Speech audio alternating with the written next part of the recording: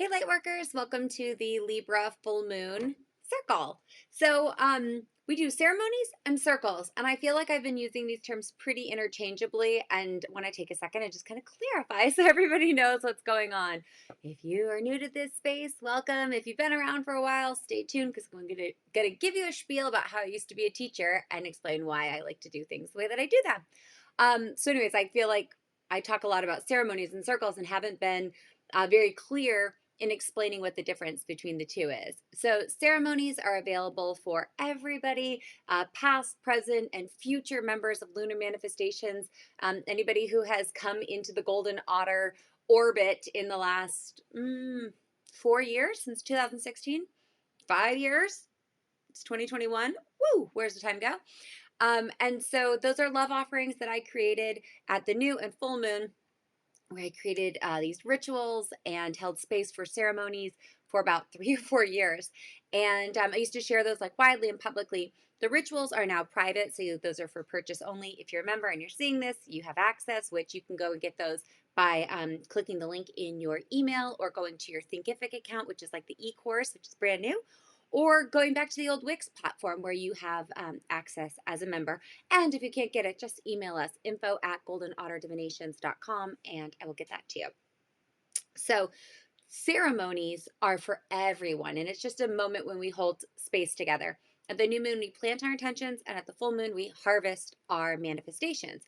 So our manifestations are like the living, breathing, tangible things that we can like see, touch, taste, sense, and smell.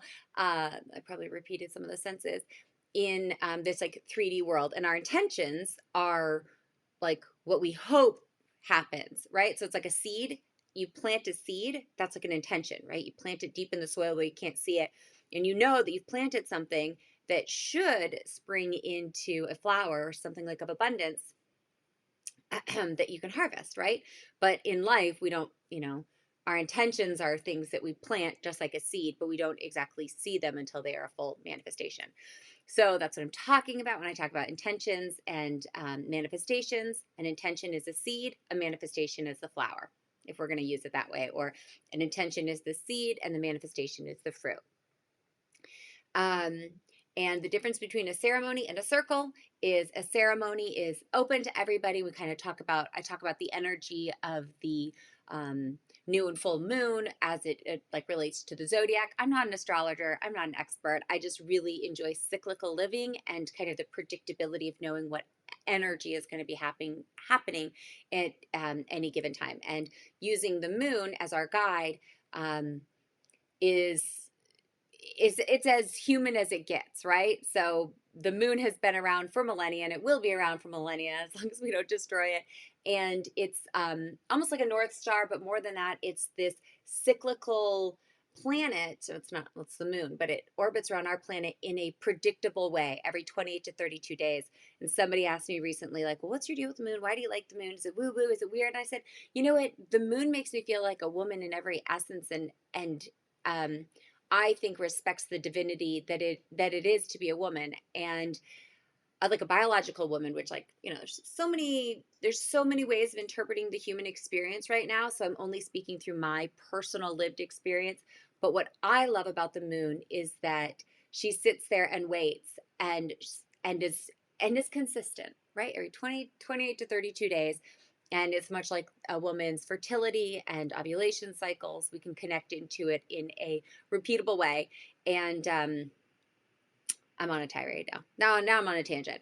But that's the difference between a circle and a ceremony. We're in a circle right now, and here's the agenda for today. So we're going to go through, we're going to talk about some of the things that we are harvesting, some of the manifestations that we're harvesting. I will do a ritual review, and then we'll talk about what's up next, like what moon is next. So every 2 weeks, it's a new moon, then a full moon, then a new moon, then a full moon, then a new moon, then a full moon, then a new moon, then a full moon, and so on and so forth, right? It's that predictability. Like there might sometimes be two of the same zodiac signs in a row for a new or a full, well, never a full moon, but always, or I'm sorry, never a new moon, but sometimes a full moon. But it's not like it's going to turn into the sun tomorrow or a different orbit or a different planet altogether. Okay, so, and then we will do Q&As. So the call is live, meaning if anybody would like to call in and ask a question. I will, bing you in. You can cover your camera. You can do whatever you'd like. And this is how all of the circles will run. I'll try to, for the rest of 2021, have what do you call that? An agenda? What is this? A schematic, a schedule, a plan. and and that's reliable. I do have some write-in Q&As, and so that's another great way. If you're a member, you can send your question in if maybe you're not ready to be on camera yet. Okay, I'm gonna have to take this off. It's like kind of itchy. Speaking of harvest manifestation, I'll share one with you. At our last new moon, which was the Pisces new moon, I was getting ready to have surgery. I had breast reduction surgery 2 weeks ago. So on March 17th, which is St. Patrick's Day and my dear friend Adrian's birthday. So it's a very lucky day. I kept telling everybody in the emergency or in the surgery department, like, today's my friend Adrian's birthday. She's a really lucky person. So like, it's a lucky day. And it's St. Patrick's Day. Like, did you all feel lucky? And they're like, it's Wednesday at 7 a.m. lady. Like, let us just do your surgery.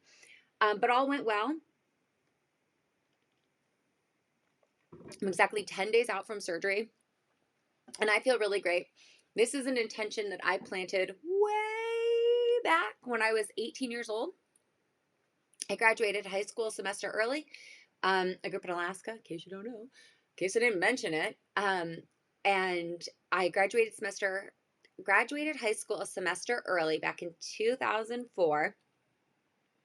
I guess when 2003, 2004.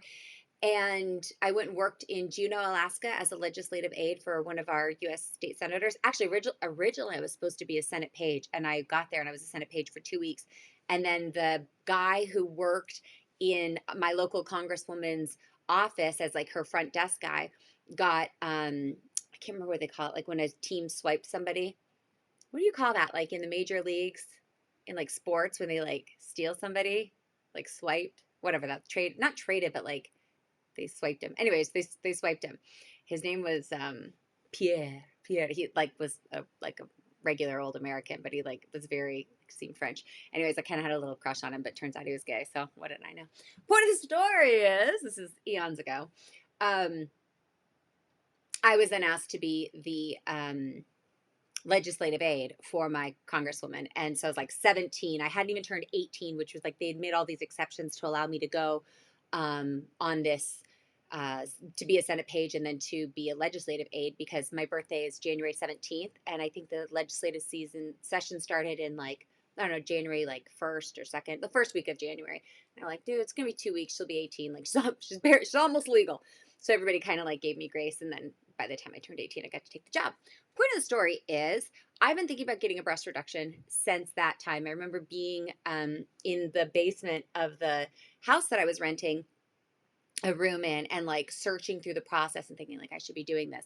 But then everybody said, no, wait till you go to college. Because some girls I'd gone to school with had done it.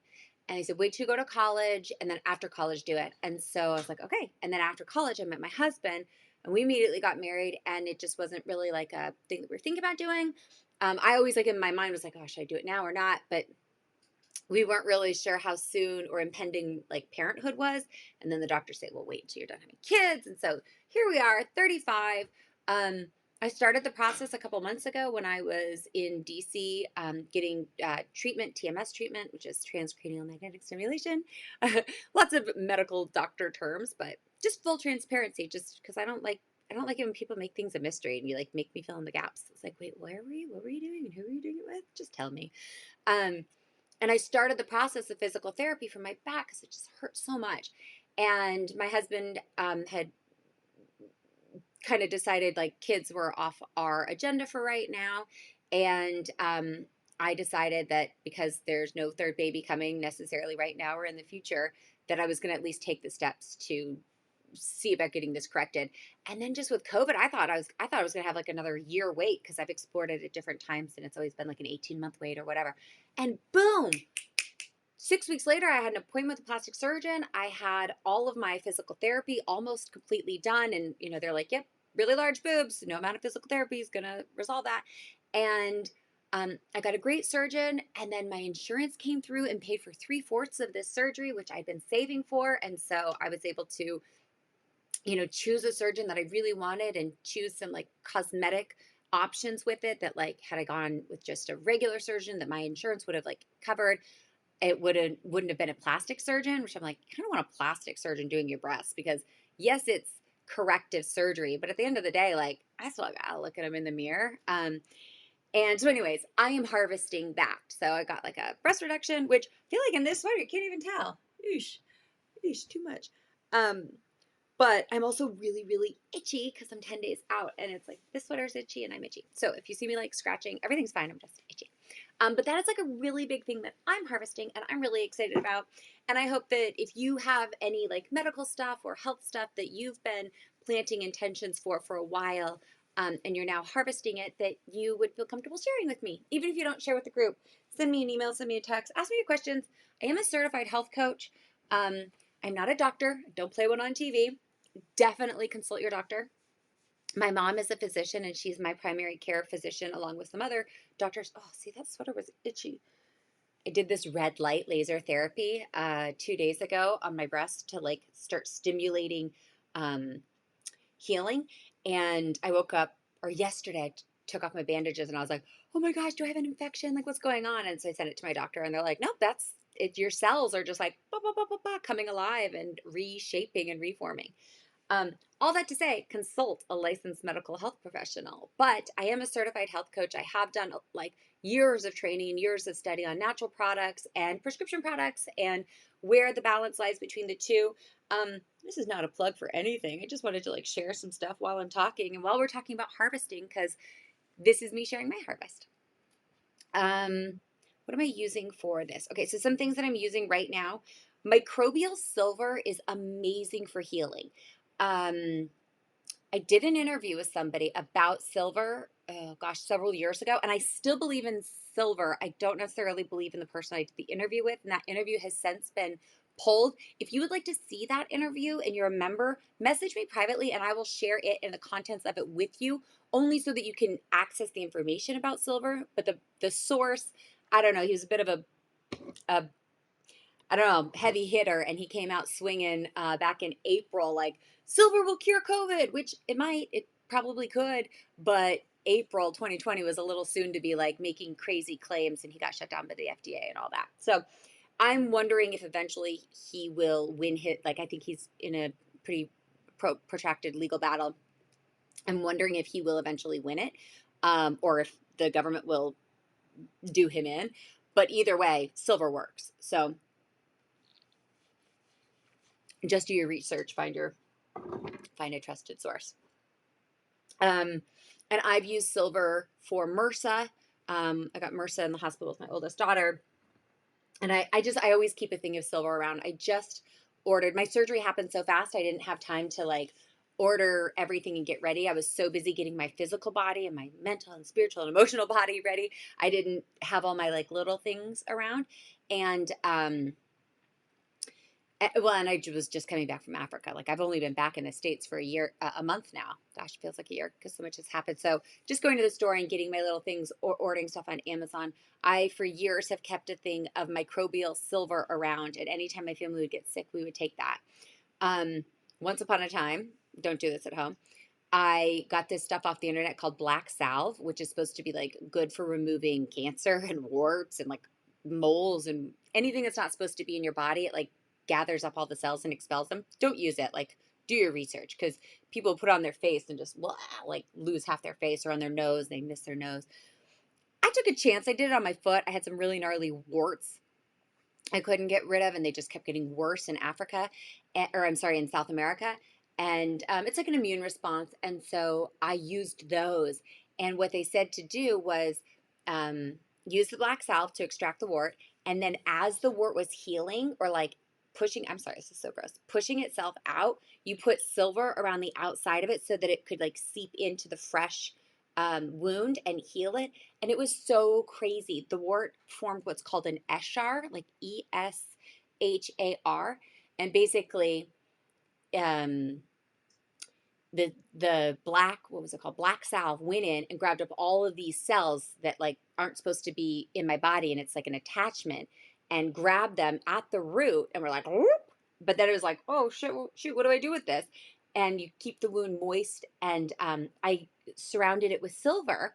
And then it like literally the wound turned gray, like silver, which I think that's just part of the body's cellular turnover. And then it like one day I just like took my dressing off and it didn't hurt. That was the other thing. After like there was 3 days of inflammation when the body was responding, it expelled the wart. It's between my toes. It's the grossest thing ever. I still like have these vivid thoughts of it. And anytime I'm like, should I black salve this? I'm like, it's pretty risky. It was like a high risk to reward calculation. But anyways, I took off the bandage and the wart was like right there. It was like silver and gray. It was so gross. I just threw it away. And then that spot is the one spot where all these other warts I've had like lasered off or removed. It's the one spot where the wart has never come back and it was between my toes. Some of the other ones that I did like traditional medicine for, I went to Walter Reed and I had them lasered. I've dug them out. I've had podiatrists shoot them with cancer drugs. Like all these things to get rid of them. Clearly, I've got like an autoimmune thing going on, which I need to address. That's next. That's the next set of intentions that I'm going to be planting and then harvesting once this is all where it needs to be. See, I'm so sorry. I'm so itchy. What was I talking about? I was talking about warts and Neshars. Anyways, it was just really cool. And I used silver then. And so I've always kind of kept it around. I put it on literally anything. It's tasteless. It's odorless. You could probably OD on it if a kid like got it. So I use it with caution. But I've been using this. This is Nature Sunshine. I kind of look around for the brand that I prefer. What else am I using right now? Doing a little guilt and forgiveness. I was up at a holistic store the other day. So Lilydale is nearby, and I haven't made it all the way up there yet, but I'm finding little Lilydale like shops around that I'm like, oh, you must go to Lilydale. And I got this one. It's on guilt and forgiveness. I saw it, and I was like, oh, I need to get this for somebody. And I was like, well, if I think that I need to get it for somebody else, maybe I'm the one that needs it. So I'm taking a little bit of that under my tongue. It's just a tree essence. In one of our rituals, we talk about, and I actually think it was the last one. I think it was the Virgo new moon, which I said it was the Pisces new moon last time I checked in with you all. I was incorrect. It was the Virgo new moon. No. It's the Virgo full moon. Virgo full, Pisces new, Libra. Now I'm on track. Okay. See, that's what I love about the moon and the cyclicalness of this is that even if I get lost, I don't even have to look. I just go, what was the last one? What is the next one? And only very rarely is there, does it not go in that order? And that's like usually if the energy feels weird. And I'm like, oh, this doesn't feel like the right moon. And then I'll check. I'll be like, oh my gosh, it's because it's an Aquarius double full. Okay. Now I sound like one of those weird astrology people. So guilt and forgiveness, this is a tree essence. I talked about rose essences. I use a lot of like rose water. And that's what I should spray. That's what I should be spraying. Hold that thought. Hold. Whew, okay, that's better. So rose water, that's like a flower essence. Sorry, I'm a little shiny, but this cools you down. And I love using this. I used to use this in Africa a lot, or DC when I was living in DC. And I'd be like really hot and sweaty, and I would just spray myself with that. So hopefully that cools me down a little bit while my immune system is like on fire, trying to make sure my nipples stay attached. Radical honesty.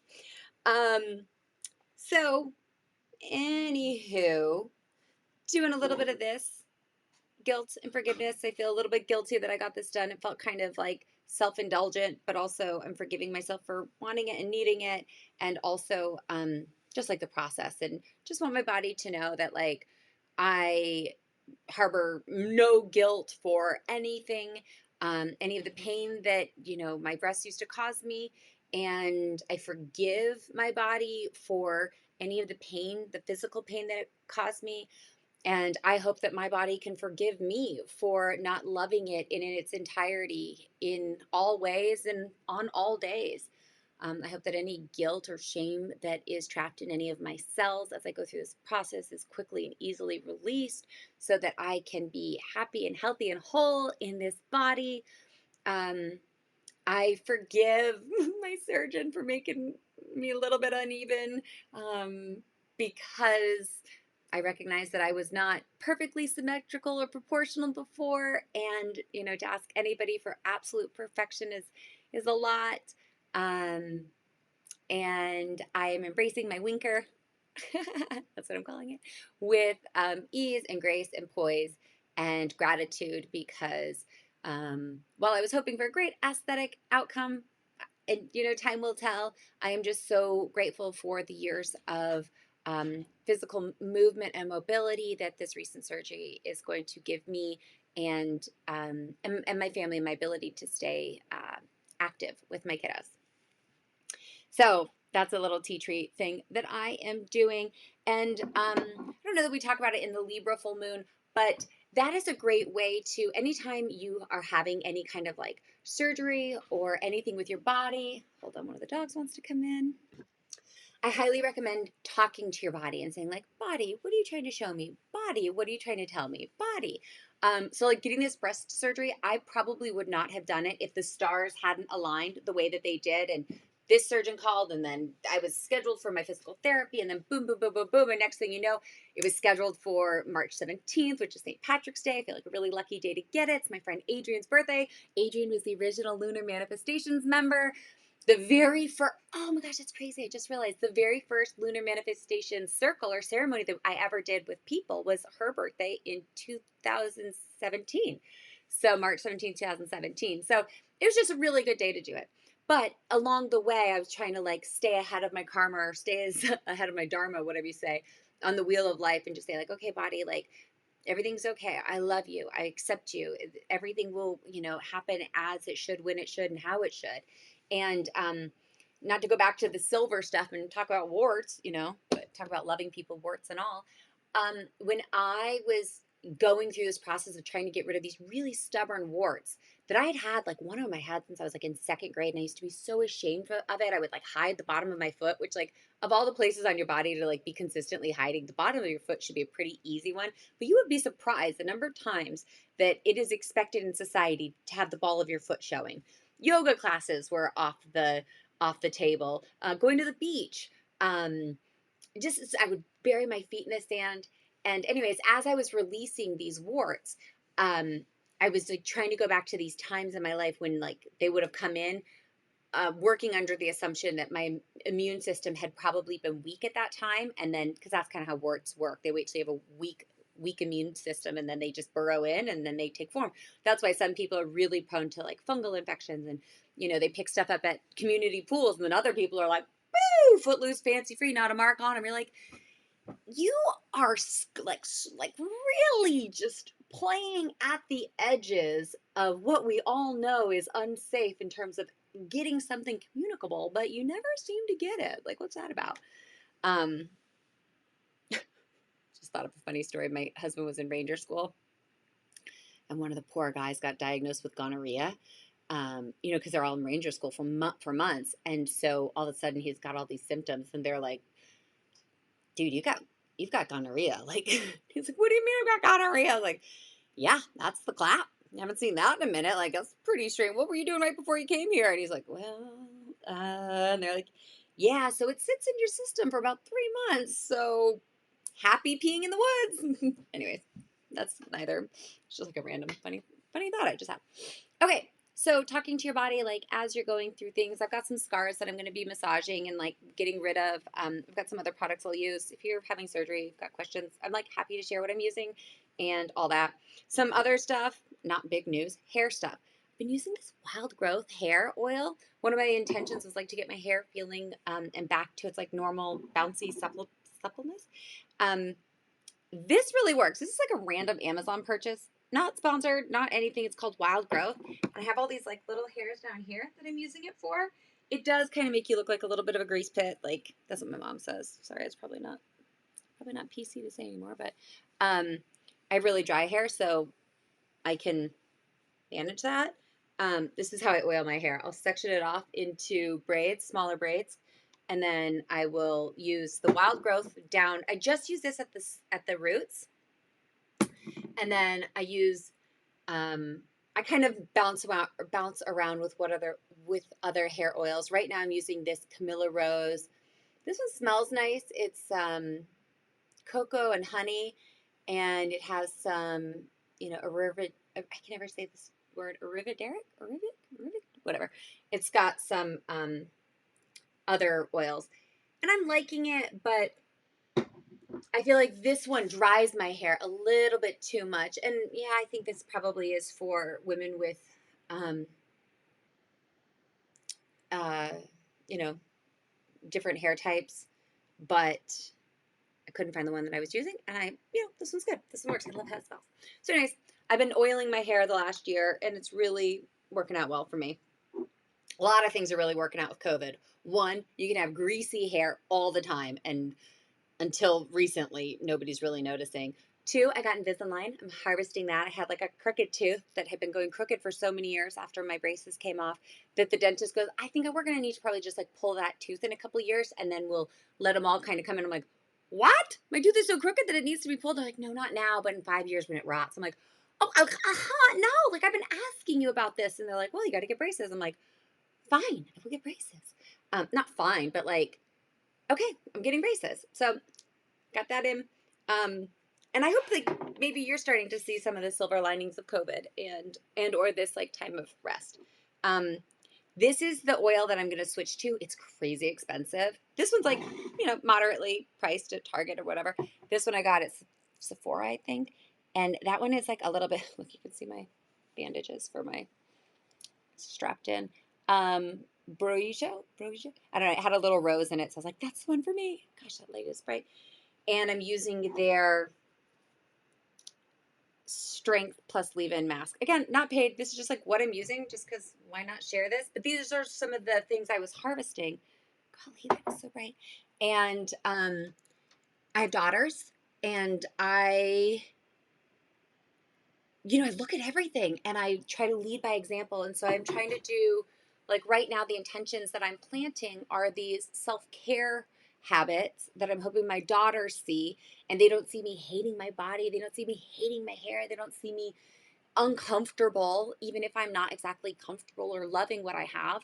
I lost 50 pounds this year during COVID and like my body looks different. It feels different, but I wanted to do it in a very slow, subtle, non-stressed out way so that as the change happened, everybody kind of saw it happening so slowly that it wasn't all of a sudden like, whoa, you just lost 50 pounds. And so that my daughters never feel like they have to suddenly shed one version of themselves to become another, because our bodies are always trying to tell us something. And if we're carrying extra weight, it's like, what's that weight trying to tell you? If we're shedding weight, what is that shedding trying to show us? We could use examples of the moon again, coming full circle. And no, I'm so sorry. I'm so sorry. I was watching YouTubes about this, and they're like, you are gonna itch. There is some itching that happens, and I was just like, well, is it gonna really? And it's like, yes. And so I'm trying not. So I'm wearing velour velvet so that I could like itch lightly, but not. Okay. Anyways, this is me. Hi, not hiding.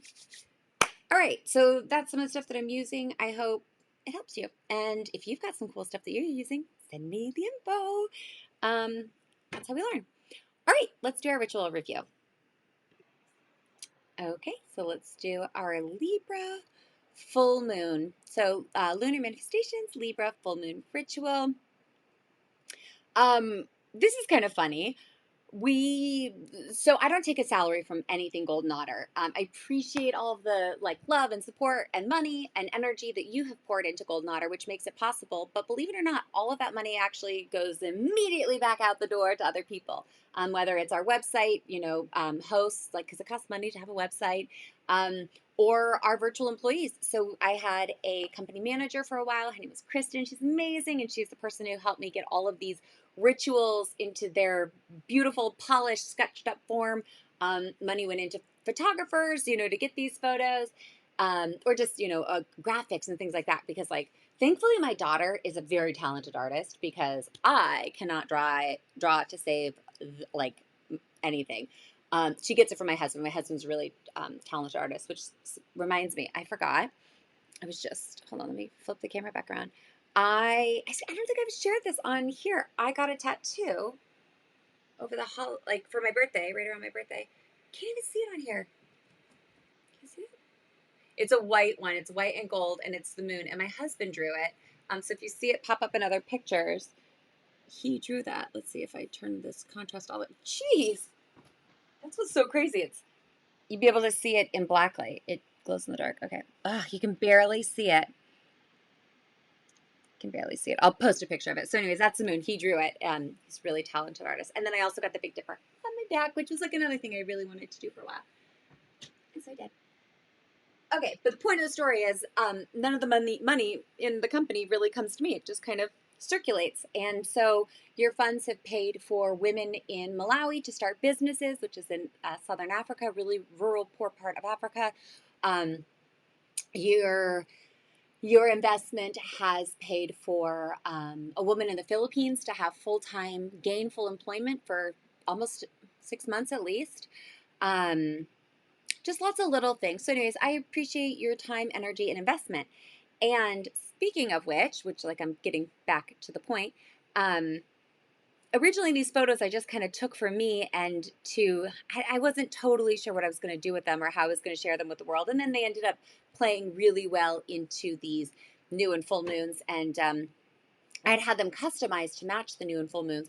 But I like the idea of having a shop page, like never dawned on me. And we ran out of money as a company this year, just with, just the way the world works. I was working full time for the State Department. I took a job last year helping our embassy when I was serving overseas, which I'm going to be sharing more about. I know last year I couldn't share a lot about it because I had to abide by confidentiality and I have a secret clearance and government stuff. And I just wanted to respect my colleagues and my spouse and I was living it. So I'll share more about that, not about the people I worked with or any of their stuff, but just about my personal experience there. And for a while, my State Department salary was covering all of our costs for operating Golden Otter. And around January, we just kind of ran out of funds to do that. And my time with the State Department was coming to a close, at least in that position. And I decided instead of getting a new job right away to just take a break. So for the last month, I haven't been working, just got my last State Department salary. And I'm like, oh man, we're out of money. What can we do to like maybe try to get some funds in? And the idea of a shop page was thrown around by our VAs and our social media manager. And so that's what we did. So we set up a shop page. So there is now a coffee mug with me in it. And it just, I don't know, it's fun. It's so wild because that's not my body anymore. I don't look like that. I don't feel like that person. But I look at how confident I was in that body. And I was really clearly feeling myself. So anyways, maybe it will, you know, maybe it'll find an audience and, we'll be able to start putting more money into Golden Otter, all things Golden Otter. But until then, that is how that, what would you call that? That is how that manifestation took place. I called in a favor from some friends. They said, hey guys, like I'm out of money. Any ideas? And that's what they did. So Libra full moon, calling in a favor. I get by with a little help from my friends. I love this ceremony. I love it. I love it. The original picture for it, if anybody still has access to the Wix forum, which is on our website, goldenotter.us, if you're a member, you can log in and see it. It's this woman standing at a kind of conductor's board, and it's like she's got like a symphony. And that's kind of how I see metaphysics and, spiritual growth and, just life on earth as a human having a human experience. We're kind of the conductors of our own lives. Oh my gosh, I took a drink of something I just splashed in my eye. Ouch. Please hold. Okay, I'm back. We didn't catch that on camera. Whew! Just got soda in my eye. Yes, I'm drinking soda. It's an energy drink, but it's a good one. It's like one of those organic ones. Okay, a note from Autumn. Ever needed to call in a favor? While I don't make a habit of calling in metaphysical favors from my mediumistic and psychically inclined friends without sending back an energetic equivalent of their assistance in the form of a big thank you or a monetary payment, which, as I've learned, operating a virtual business, you do need those monetary payments to make payroll. It sure helps being surrounded by a cadre of incredible souls on this earth plane who just so happen to have some extra special gifts and talents. I have friends who do soul background checks for me and friends who help me find my missing items with the aid of remote viewing or dowsing rods. And I have friends who send me guiding angels to show me my metaphysical blind spots when my rose-colored glasses inadvertently block my view. While life can knock us off course or out of alignment with our higher selves from time to time, choosing to predominantly reside in a state of gratitude for all those on our path and in our world will take us farther than grit and good manners alone.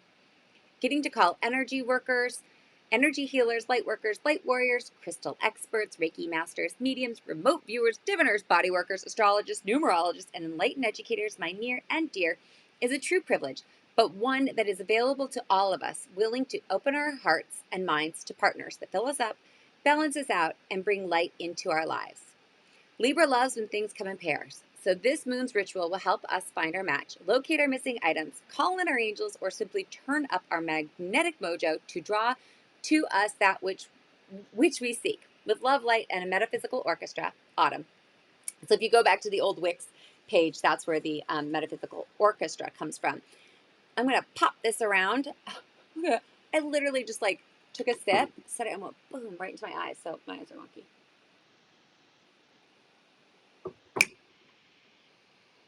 So I'm going to go over this ritual for just 1 second, but I want to show it on here. Just keep it.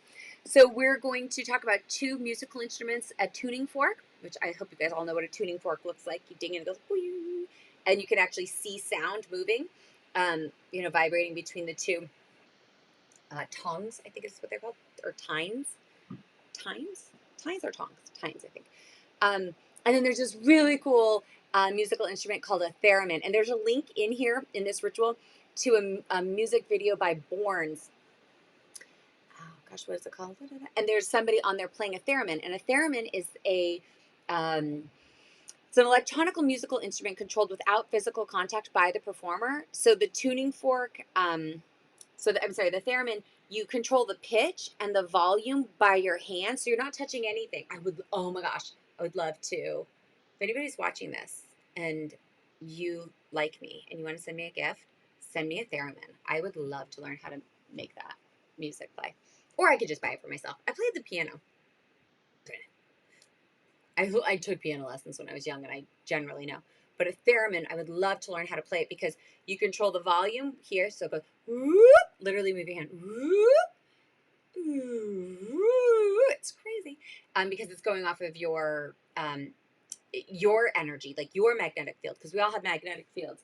As a matter of fact, I usually wear this necklace that people always ask me about. They're like, what is that? And it's a copper wire, and it's like used to conduct energy. And I keep it over my heart just so that like I'm pushing out other people's energy and keeping mine in.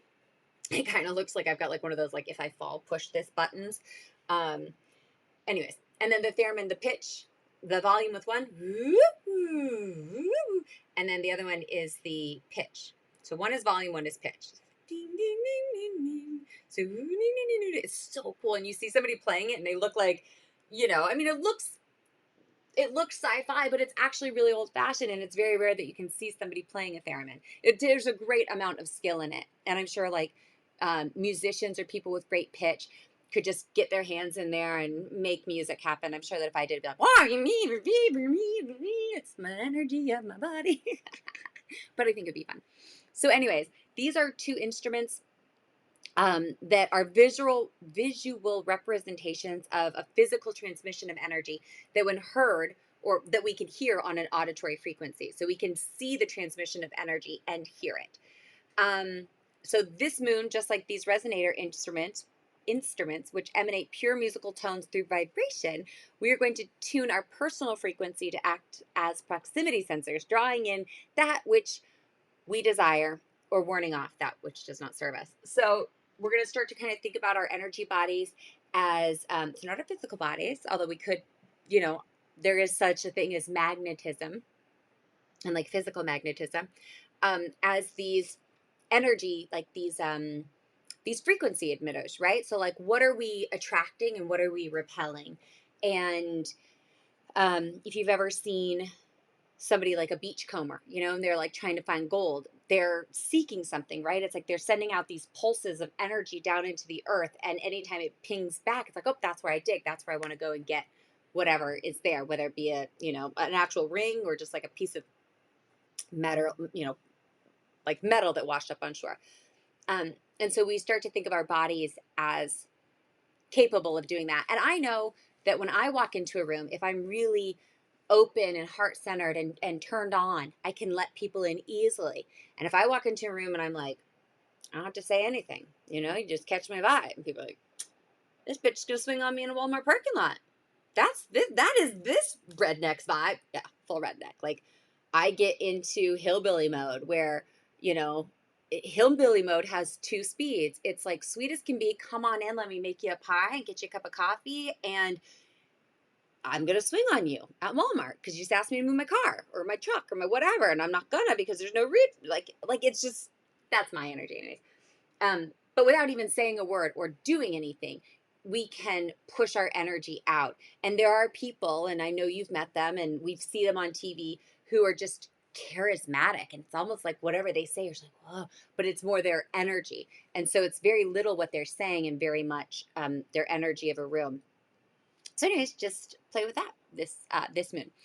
Um, and we will use dowsing rods. So dowsing rods have a really interesting history, at least in the United States, which I apologize. I recognize that not everybody, not all members are from the United States. So if I'm ever interpreting things through a lens, it is the US lens. And then the finer angle of that is that I grew up in Alaska, which is like a very rural state in our country. And it is very different and unique to most lived experiences of people in my own country. So that's the lens through which I interpret. But dowsing rods have a history in our country of being used for divining where oil was or where water was, and they've been used in ancient times and in other locations around the world. But that's not my story to share. That's not my story to share or my history to share. So look it up if you're not from the U.S. I know that the ancient Egyptians used divining, and I'm certain that indigenous areas have their own ability to find where water is and other resources. So divining rods, you can use like two copper hangers, and you kind of get them comfortable in your hands. And as you walk around, you can even use sticks. You let them loosely sit in your hands, and as you find a spot where you're trying to, um, have somebody put something in a house, and then you go looking for it. That's how I learned how to do it up at Lilydale. They put something in one of the rooms, and we all kind of walked around. We're all looking at each other, going, and then eventually everybody kind of congregates in one spot. You're like, I think that's where I'm supposed to be. I don't know. But it's a really interesting way to locate your missing items. Um, you could also use a pendulum. I've never gotten into the pendulum game. It was always a little bit too witchy and spooky, and I was afraid if I got into a pendulum, like what else might I get into? It's like a gateway item. But no judgment if you want to use a pendulum. A lot of people do use pendulums, and the other thing I will say on that in like locating our missing items is sometimes you can just call it in and you don't have to actually go through the act. But I do think that if like for me right now, if I'm missing something, I go angels, God, source, divine understanding, like help me find this missing item. And then if it's meant to be found right then, because there is no loss, if something is truly yours, there is no loss, it will come back to you. Um, I just wait for it to show back up into my reality, whether it's a key or whatever that may be. But if I'm on a little bit more of a timeline and I really can't find something, sometimes I will use this. But I haven't used divining rods in a long time. I studied with a medium. Her name is Ann Gaiman, and she was up at Lilydale. She's got a book called The Medium and the Priest. She married a Jesuit priest who left.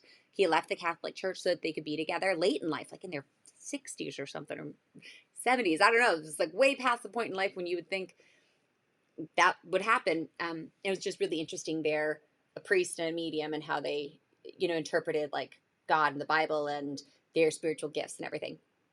But she made her fortune, or she made her living in her early days um, by doing divining, and she would get called out to oil companies in Texas. She grew up in rural Texas, and water companies say like, we've had 5 surveyors out here. They can't find anything. We'll pay you this much. Go find it. And she'd find it and get a portion of it. So it does happen. Maybe not as much anymore, but just some fun facts in medium history. Okay. The ritual's pretty in-depth and goes through all the tips and tricks. If you're trying this and you need help, reach out to me. We have a beginner's guide to dowsing, and there's like a video of how they used to use it. There's a video of some Alaskan girls finding gold. We have a saying in Alaska, it's like, there's some gold in them hills, or in these hills. And, people have all kinds of weird little ways that they find things and maybe don't share. But check it out. And then we also have remote viewing for lost items. My husband just did a course on this with a man named David Morehouse, who was part of the Stargate program with the US military. And he's an oldie but goodie. His wife is like one of Tony Robbins' master coaches. And he has a very in depth way of doing this. Like they're doing remote viewing for, Mars to see what's there. I wouldn't be a bit surprised if Elon Musk has got some remote viewers on staff trying to figure stuff out. But these aren't woo woo out there concepts that only like fringe people engage in. Our US government, the US military has used this for decades, and now things are declassified. There is a place called I'll think of it. It's not the John Casey Institute. It is it's in Virginia. I'll have to look it up. Oh my gosh, why can't I think of that? There's a place in Virginia, and it's where they have like mediumship development and spiritual development and psychic development. But it was originally started. It's out near not Centerville, Virginia. I gotta look it up. This is so weird that I'm drawing a blank on it. I'm gonna look it up.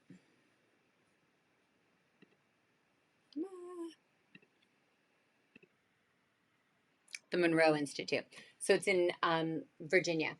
About an hour and a half outside of DC. And I knew it was a president's name, but the Monroe Institute was originally, it was studied by the military. They sent out people. There's some declassified reports where they're like, the government's like, what are these people doing? We need to go see if we can do this.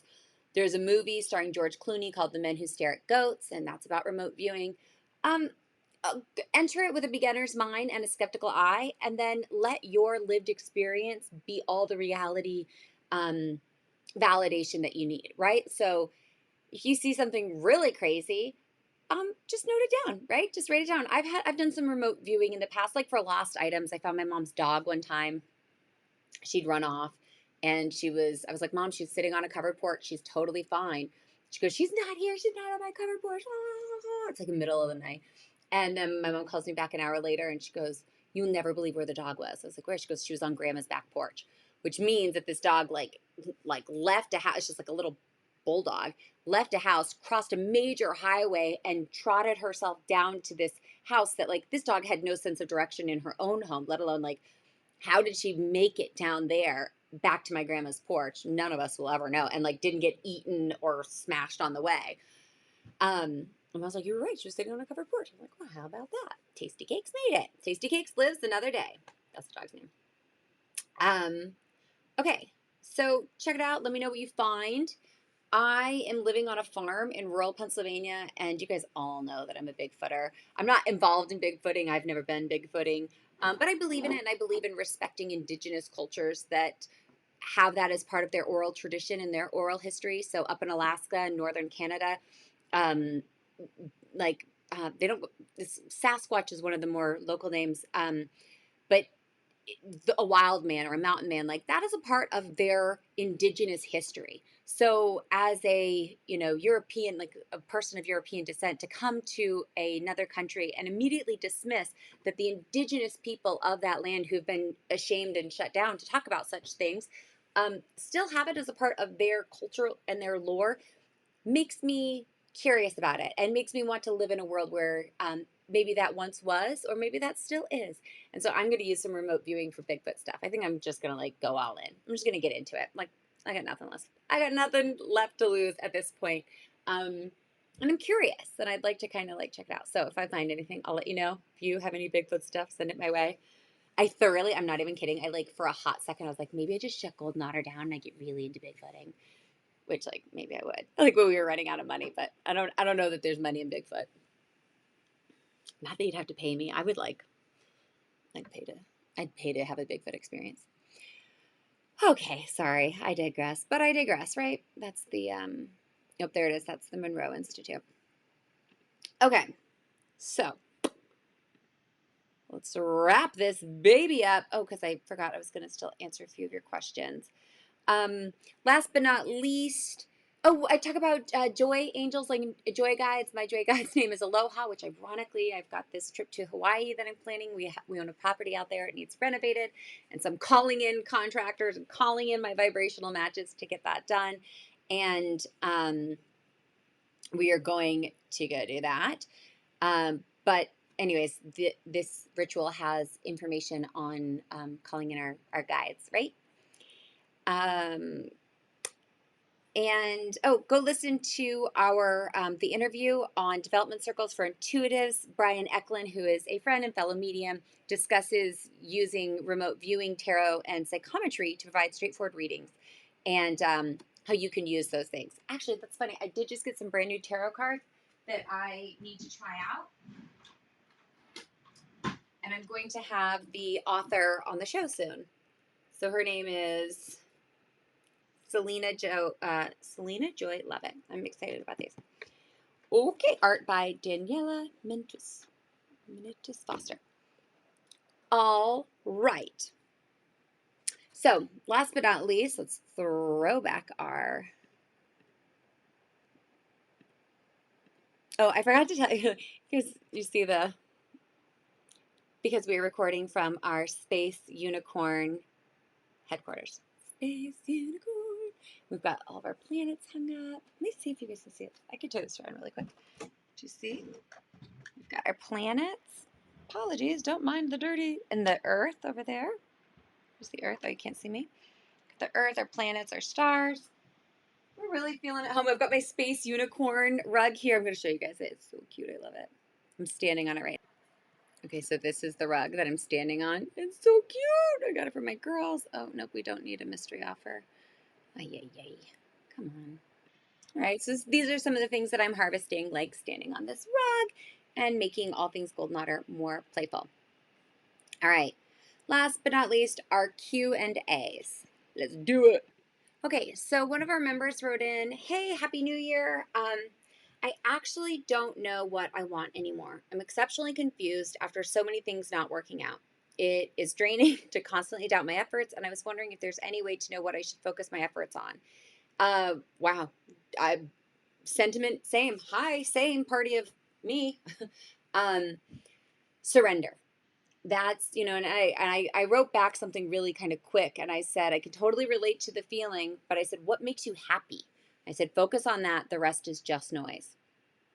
And that's the truth. That is really the only thing to do.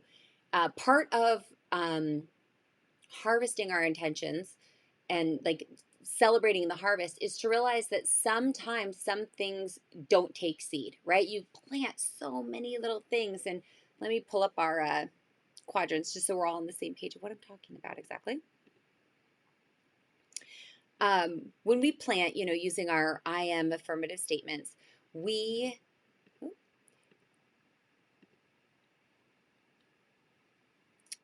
use, like I am, and then we plant our intention, right? We plant like I am manifesting, increased mobility in my body.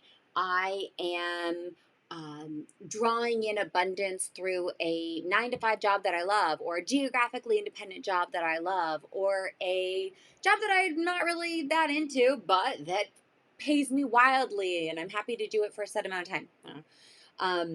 I am in deep, passionate, intimate love with my partner whose presence fill my cells with oxytocin. No, I'm just kidding. Or like I am in love with myself. I am falling in love with the idea of whatever. Or I am joyfully exchanging in relationships that fill me up, right? Because that love quadrant doesn't have to be passionate, romantic love. It can be platonic. It can be whatever kind of love. It can be self-love. It can be love for others, whatever. Or perfect self-expression. I am getting on the internet every 2 weeks talking about the moon, unabashedly scratching my breast as I do so because I just really don't care who's watching anymore. Because the world's gone to chaos, right? The world's gone to seed.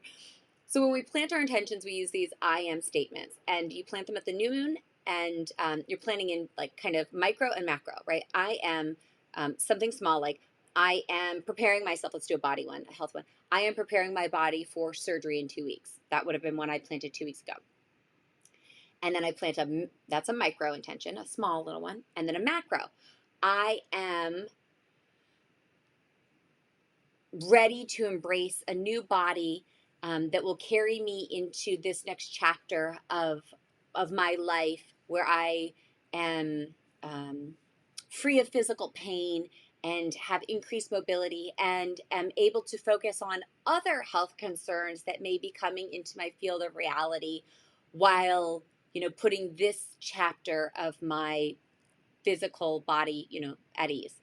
That's a big garbled way of saying after I get this breast reduction surgery, I'm gonna have to start focusing on, my family history of rheumatoid arthritis and some other like stuff that I've got going on that it's like, oh, all right, these things have been going on, but I've been so focused on losing weight and trying to like be physically comfortable with my body that I'm like, I can't even deal with that. Like I got too many things I gotta do beforehand, right? It's like getting rid of a wart it was like, what's the point of getting rid of a wart if you're not going to address why you have the wart in the first place? Like, well, there's an autoimmune system, like autoimmune issue there, Chiquita.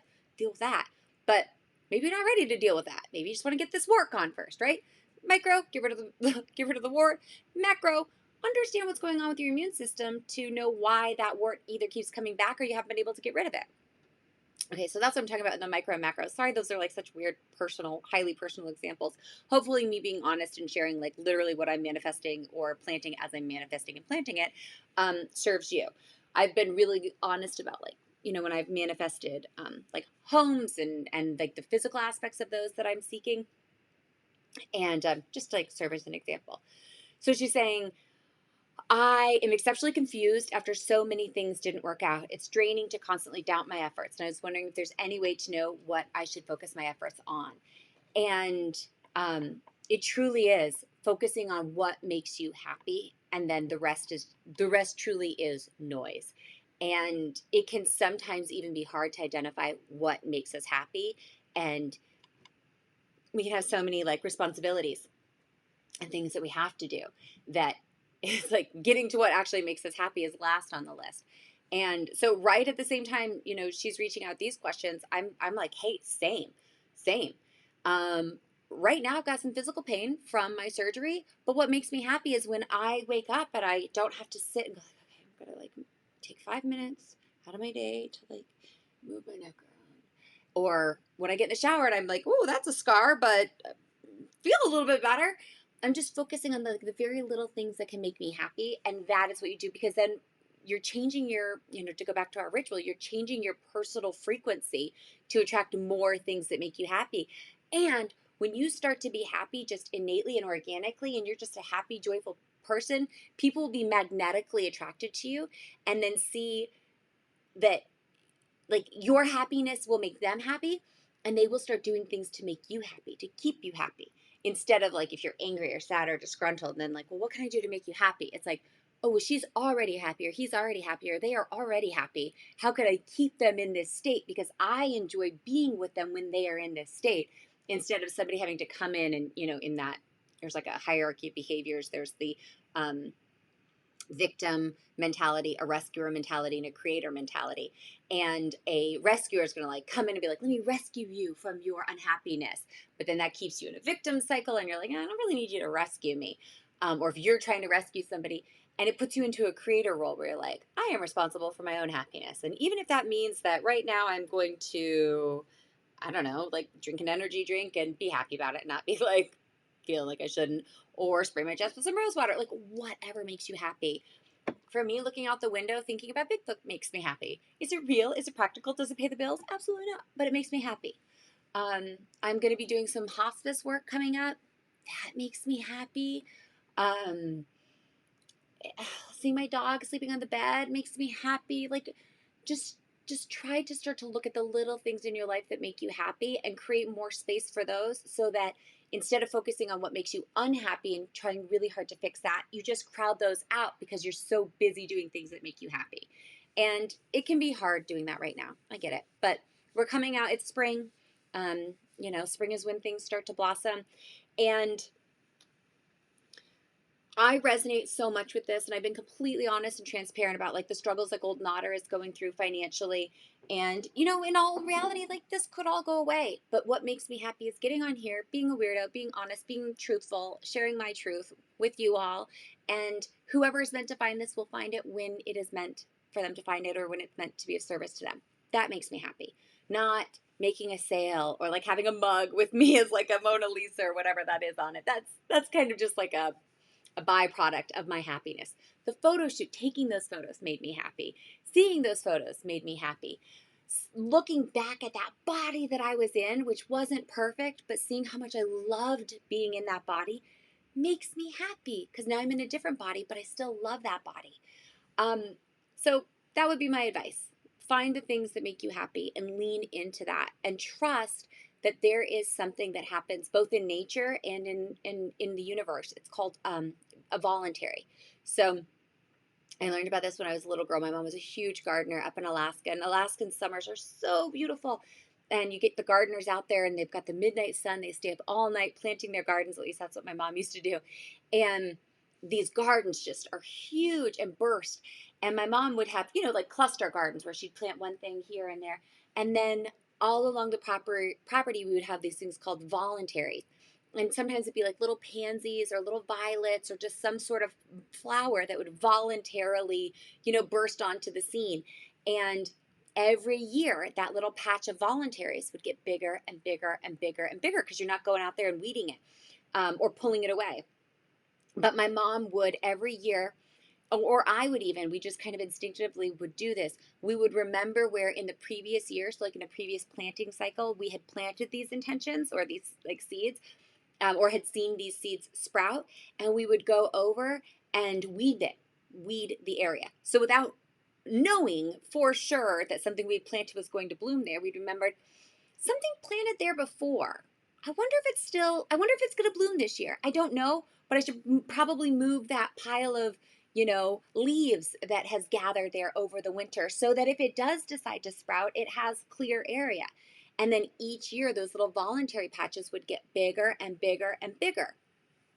And that's just something I would ask you to like kind of explore the energy of like what could voluntarily happen in your life from like a long forgotten seed, right? Or a seed that maybe you didn't even plant, but the universe planted it for you because it was in your heart, it was on your soul. And just like see what happens. And in this sense, those voluntary things are like just creating space for happiness and love and joy in your life. And it's been a really hard year for everybody. I hope if you're alone, you've at least watched this today and laughed. Maybe I'll go into comedy. Just kidding. Um, and, maybe seeing me in all my imperfection and disasterness and honesty makes you feel a little bit less alone. If anything, I think this year has just taught us that it's just like swing for the fences, do whatever you want, do what makes you happy. Life is very, very short. And in my line of work, I'm constantly reminded of that. And I'm hoping that maybe getting back into hospice and getting back into mediumship full time, like going up to Lilydale and working in spiritual communities, will help me remember what a gift this life is and that you came here for some very specific reason. So if things aren't happening when and how you wanted, know that voluntary action does spring forth on its own. And right now, all you have to do is just go be happy. Literally find one little thing today that makes you happy. And maybe this was that, right? Okay. Send me what makes you happy. All right, light workers, that is it. So let's check and make sure we got everything. I'm getting back into my teaching vibes where I'm like, because I might start substitute teaching at my daughter's school. And here we go. We did our manifestation harvest. We did our ritual review. We talked about what's next. Dang, I wish I could get this. And we answered a Q&A. If you want to come on live, the link is in your email each week. And until what's up next? Apologies. Up next is the new moon in Aries. Ooh, the Aries is like a really intense energy. Okay, my aunt's calling. I gotta go. God bless. Have a wonderful full moon in Libra, and I will see you next time. With love and light, Autumn. Bye.